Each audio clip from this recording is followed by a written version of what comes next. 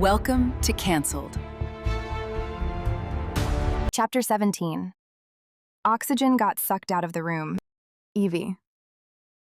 1 week later, San Diego, California. The lipstick is working. I mean, it's not perfect yet, but it's close. The CRO emailed me this morning, and they actually used the words, "seeing promising results." I nearly cried into my coffee. After months of failed iterations, having someone else validate that my idea might actually work feels like vindication wrapped in scientific terminology. And the fact that Cruz's suggestion was the breakthrough I needed? I'm trying not to read too much into that. It's hard not to feel like maybe he sees something in me that I've been fighting to prove exists. So yeah, I'm walking into the holiday party with a little extra confidence in my stilettos, and the prototype lipstick I'm wearing as a test run. If it survives cocktails, appetizers, and whatever commotion this evening brings, I'll know we're on to something. The U.S. Grant downtown is glowing straight out of a Christmas fantasy novel. All white lights and gold trim and just enough champagne flowing to keep the corporate cheer at an acceptable buzz. It's the kind of elegant venue that makes you feel like you're in a movie, which is exactly what I need tonight. Scarlett and I walk, trouble on purpose, which was absolutely intentional on both our parts. Me in a short red dress with matching red lipstick and stilettos that make my legs look endless. Her in green silk, slit to her hip, red curls bouncing like she stole them from a Victoria's Secret ad. Together, we look like a sexy Christmas threat, or a warning label, the kind that says, "may cause sudden cardiac arrest." And when we step through the grand entrance, the entire ballroom actually goes quiet for a second. Just long enough to feel it. To register the power of walking into a room and commanding attention without saying a word. Heads turn, conversations pause, and I feel that familiar rush of confidence that comes from knowing I look hot AF. Scarlett, never one to let a moment pass quietly, grins and whispers, "Bet half these people are suddenly questioning their marriages. Merry Christmas, bitches!" I laugh, nervously adjusting my clutch because, despite the confidence boost, there's still that part of me that wonders if I'm trying too hard. I'm excited, a little buzzed from the pre-party drinks Scarlett insisted we have. Definitely overdressed, or underdressed, depending on how you look at it for a work function. And then I spot him. Across the ballroom, looking like a holiday fantasy I didn't ask for in a black suit that fits him like it was tailored specifically to destroy my resolve. He's standing near the bar, and even from here I can see the way the fabric hugs his shoulders, the way his hair is perfectly styled but still looks touchable, the way he commands space just by existing in it. My heart does this stupid little flip that I absolutely hate because I've spent weeks convincing myself that our gym friendship is just that. Friendship. Professional acquaintanceship with light flirtation and shared workout schedules. Nothing more complicated. And of course, Vivian is clinging to his side as if she's auditioning for his 4th glass of bourbon. She's wearing something that probably costs more than our rent, her hand resting possessively on his arm while she laughs at something he said. The sight draws something tight in my gut, an emotion I refuse to identify because that would be neither rational nor appropriate. Scarlett takes one look at the scene and mutters, "If she gets any closer, she's going to violate HR and physics." Then she sees Mateo across the dance floor, and her entire demeanor shifts into predatory mode. She smirks like the devil herself and says, "I'll be back. Never."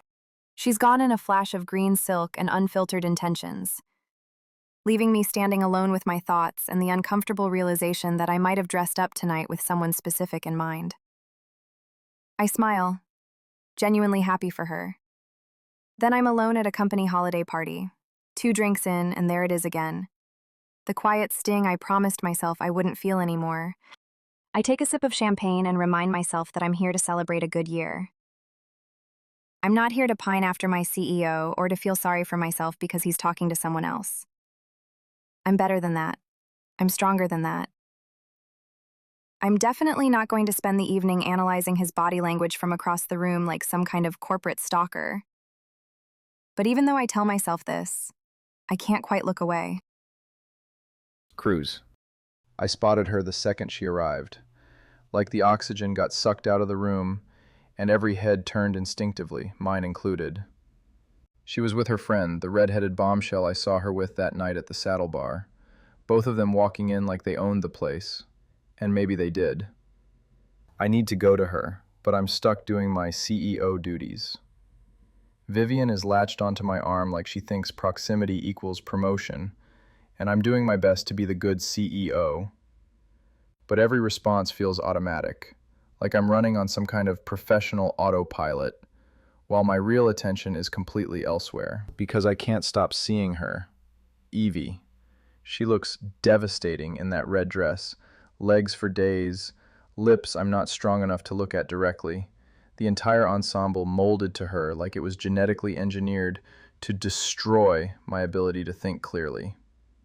And somehow, despite looking like she stepped out of a magazine, she also looks like herself, confident, sharp, completely in control of the effect she's having on everyone in the room. This is exactly the kind of situation where my usual analytical approach fails me completely. I should be treating this like any other business function. Instead, I'm calculating the most efficient path across the ballroom while simultaneously trying to appear engaged in conversations about quarterly performance metrics. And she's alone now. Her friend disappeared somewhere, and Evie is standing near the champagne table, looking like she's deciding whether to stay or make a graceful exit. Why the hell is she alone? Someone should be talking to her, should be trying to monopolize her attention the way Vivian is monopolizing mine. The thought that she might leave before I can talk to her makes something tighten in my chest. Not the controlled concern I feel when a deal might fall through. Something messier, something that has nothing to do with business, and everything to do with the way she laughed at my terrible jokes in the gym this morning. I start to make my way across the floor, using every networking skill I've developed to extract myself from conversations without appearing rude, when Eric of all people intercepts me with a bourbon and a warning delivered in his typical understated style. She doesn't want to talk to Vivienne.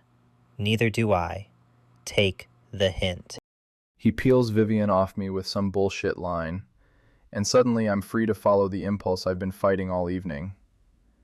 Eric gives me a look that's equal parts amusement and concern, like he knows exactly what I'm thinking and isn't sure whether to encourage or discourage me.